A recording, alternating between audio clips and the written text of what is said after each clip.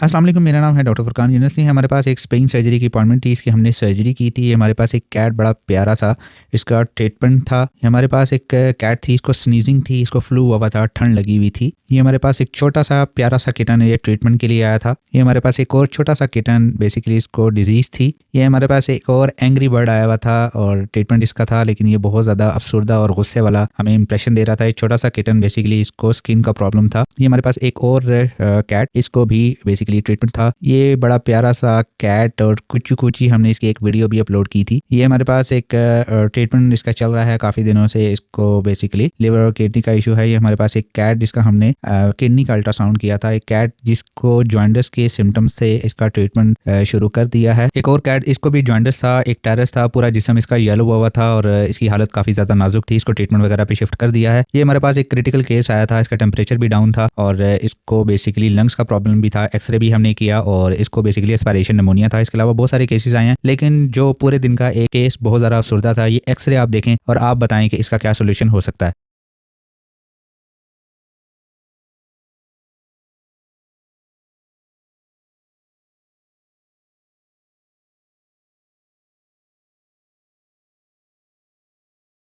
ये हमारे पास एक कैट आई थी, इसको एस्पायरेशन निमोनिया था। इसकी हालत बहुत ज़्यादा क्रिटिकल थी, टेम्परेचर भी 90 डिग्री फ़ारेनहाइट से कम था।